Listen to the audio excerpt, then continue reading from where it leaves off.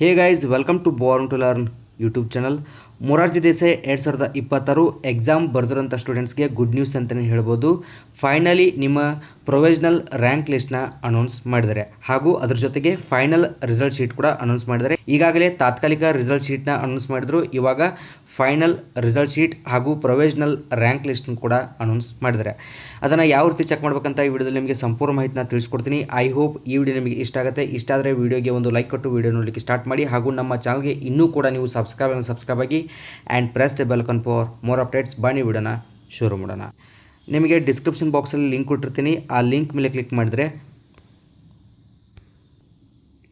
ಈ ರೀತಿ ನಿಮಗೆ ಇಂಟರ್ಫೇಸ್ ಬರುತ್ತೆ. ಇಲ್ಲಿ ಫಸ್ಟ್ ಒನ್ ಇದೆ ನೋಡಿ, ಪ್ರೊವಿಷನಲ್ ರ್ಯಾಂಕ್ ಲಿಸ್ಟ್ ಅಂತ ಇದೆ. ಕೆಳಗಡೆ ಅಂತಿಮ ಫಲಿತಾಂಶ ಲಿಂಕ್ ಅಂದರೆ ಇವಾಗ ನಿಮ್ಮ ಲೇಟೆಸ್ಟ್ ಫೈನಲ್ ರಿಸಲ್ಟ್ ಶೀಟ್. ಇಲ್ಲಿ ಕ್ಲಿಕ್ ಮಾಡಿದರೆ ನಿಮ್ಮ ರಿಸಲ್ಟ್ ಶೀಟ್ ಓಪನ್ ಆಗುತ್ತೆ. ಇಲ್ಲಿ ನಿಮ್ಮ ಸ್ಯಾಟ್ಸ್ ಐ ಡಿ ಹಾಗೂ ಡೇಟ್ ಆಫ್ ಬರ್ತ್ನ ಹಾಕಿದರೆ ನಿಮ್ಮ ರಿಸಲ್ಟ್ಸ್ ಬರುತ್ತೆ. ಓಕೆ, ಇಲ್ಲಿ ತಾತ್ಕಾಲಿಕ ಅರ್ಹತಾ ಪಟ್ಟಿ ಅಂತ ಇದೆ.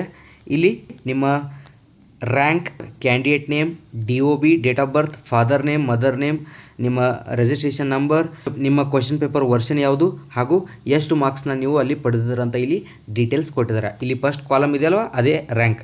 ಇಲ್ಲಿ ಟೋಟಲ್ 9483 ಪೇಜಸ್ ಇದೆ. ಸೊ ಎಲ್ಲ ವಿದ್ಯಾರ್ಥಿಗಳದ್ದು ಇಲ್ಲಿ ಕೊಟ್ಟಿರ್ತಾರೆ. ನಿಮ್ಮ ನೇಮ್ ಮುಖಾಂತರ ನೀವು ಇಲ್ಲಿ ಸರ್ಚ್ ಮಾಡ್ಬೋದು.